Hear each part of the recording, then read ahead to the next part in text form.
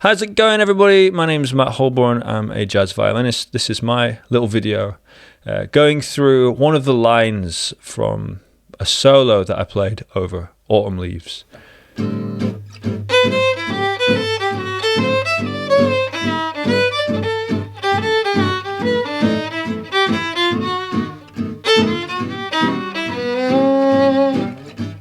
Before we get into the main bulk of the video, please just take note that if you like what I do, if you love what I do, please subscribe to my channel. It's really helpful for me as a content creator to get subscribers so I know that I'm doing the right thing.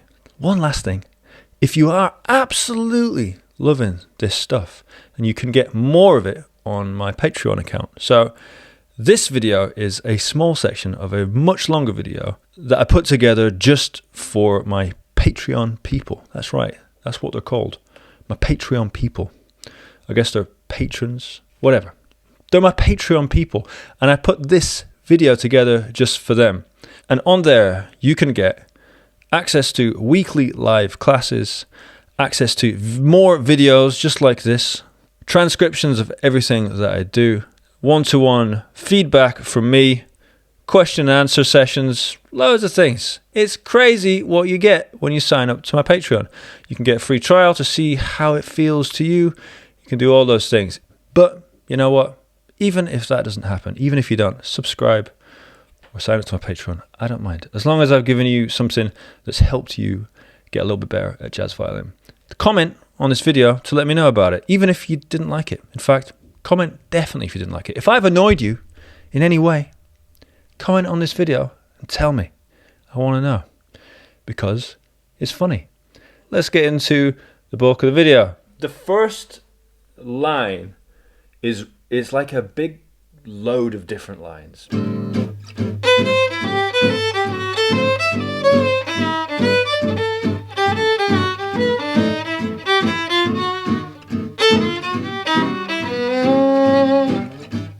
So I'm just going to break them down just quickly. So the first little bit, and I'm talking about the first 8 bars pretty much.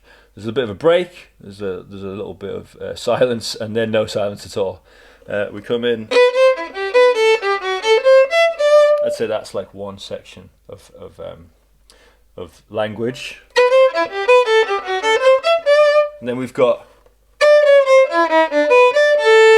So I'd say that's another section of language.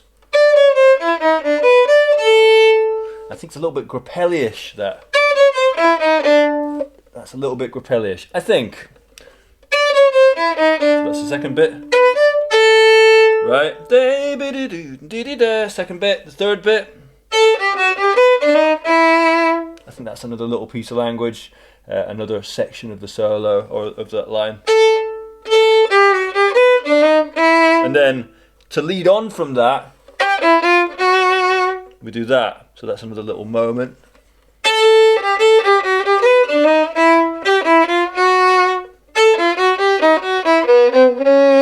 So that last little bit.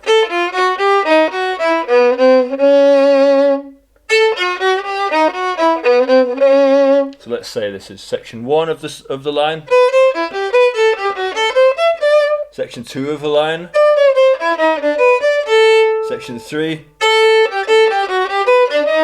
Section 4, Section 5.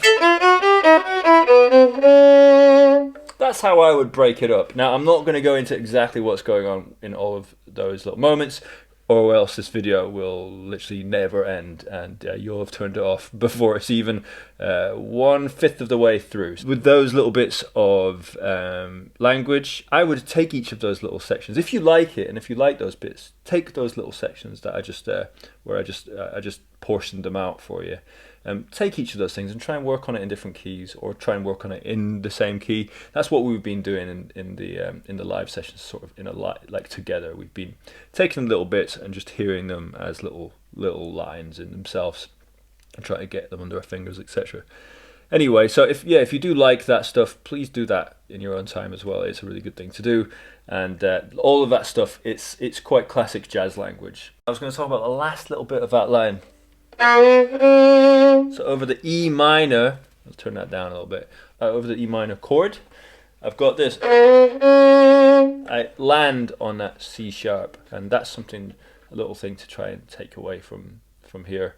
That C sharp over an E minor. Now it doesn't come from, you know, the relative major scale. It doesn't come from G major or E harmonic minor, which is one thing that we often do when we're playing over minor sections of tunes.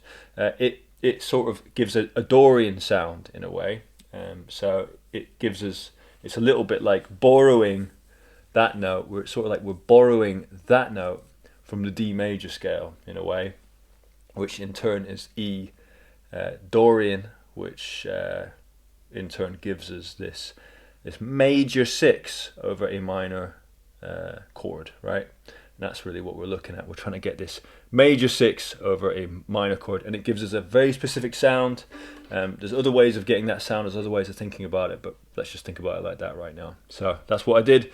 I aimed for the mborude, for that C sharp over an E minor chord. Okay, the next bit.